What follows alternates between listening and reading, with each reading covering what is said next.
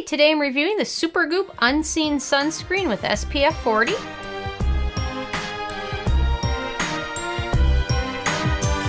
And really quick, I just want to say I purchased all these products with my own money, so you know you can trust what I say is what I honestly believe. So, Supergoop has been known for their sunscreens. They've got lots of different types. Their Unseen Sunscreen is one of their newer products, and I got this in a couple of their Supergoop kits, and it's one I've been trying out recently.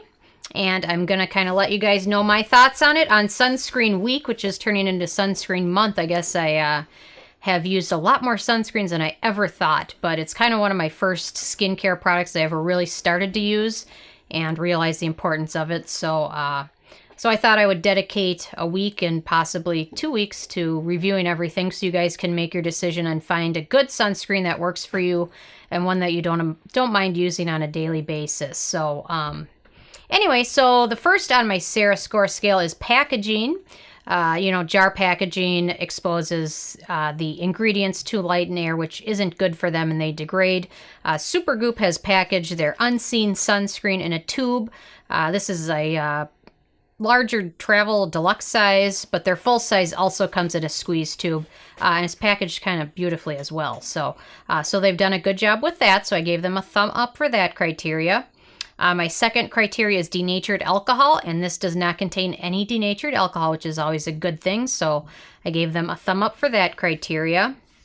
My third criteria is fragrance, and doesn't say on the front, but somewhere on the back it mentions that this is weightless, colorless, and scentless and oil-free, and it has no real scent. However, they did include an ingredient which is frankincense, which people use as an oil for like aromatherapy and things like that. However, Supergoop contends that this ingredient soothes skin. However, there's much more research showing that frankincense can irritate skin, especially if you have sensitive skin. So if you use it on like I know I have a cousin that uses it on like bug bites and things like that. There's probably nothing wrong with that, but just using it on your skin on a regular basis, it's just more known as a skin irritant. So especially using it on your face, I wouldn't recommend. They have it listed as olibanum. I'm probably pronouncing that wrong, like I do everything. But anyway, the olibanum is frankincense, and this product would definitely be better without that inclusion. I'm assuming they included that to kind of cover up a little bit of the chemical sunscreen scent that this has. This is a chemical sunscreen, and those ingredients always have a little bit of a scent to them. So I'm assuming that's why they included it, not necessarily as a skin soother, because there's much more research showing that it can be an irritant. However, it's toward the end of the ingredient list, so it's not as big of a concern. However, the product would probably be better without this, so I did give them a thumb down for fragrance. My next criteria is manufacturing location, and it doesn't say on the bottle, but I'm assuming all their other products are made in Australia, so I'm assuming that's where this was made as well. So I'm giving them the benefit of the doubt for that.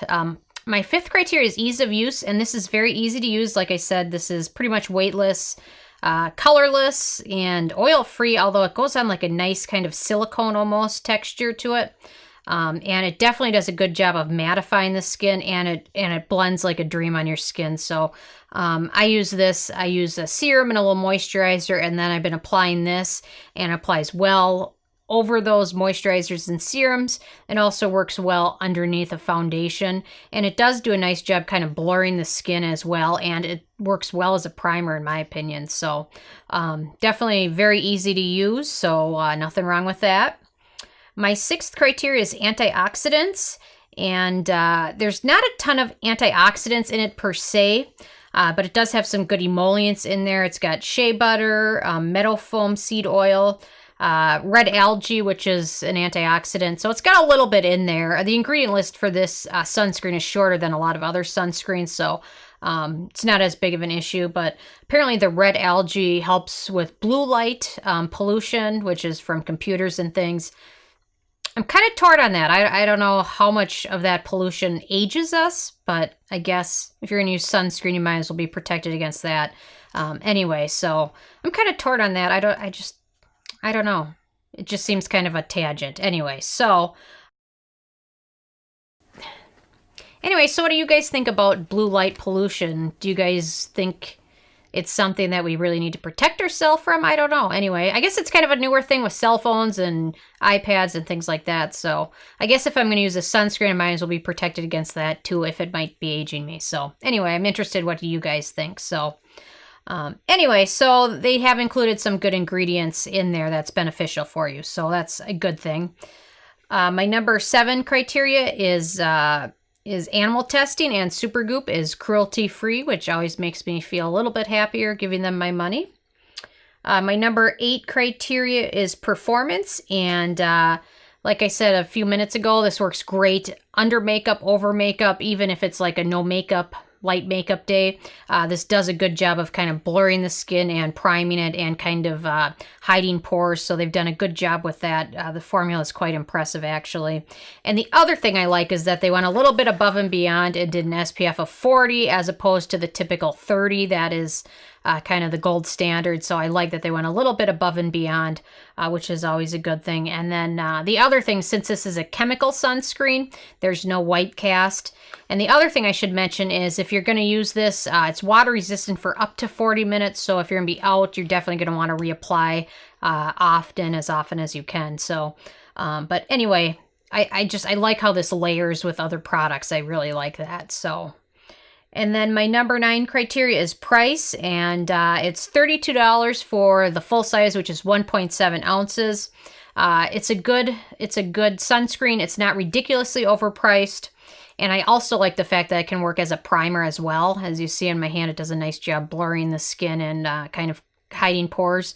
So you're kind of getting a 2-for-1 in my opinion on that. So I didn't knock them for the price. It is a little more expensive than the average sunscreen, but not ridiculously overpriced. So, and then my number 10 criteria is the it factor. And I gave it the thumb up there. I like that's a solid, reliable, higher coverage SPF. Works as 2 products in one. They've got some good ingredients in there. It's alcohol-free, for the most part fragrance-free, with the exception of that frankincense. And then my other thought was the Murad Invisiblur Perfecting Shield that has an SPF of 30. This is quite similar to that. However, with the Murad, I noticed a lot more pilling in that formula, but the texture and everything else in the formula seem to be quite similar.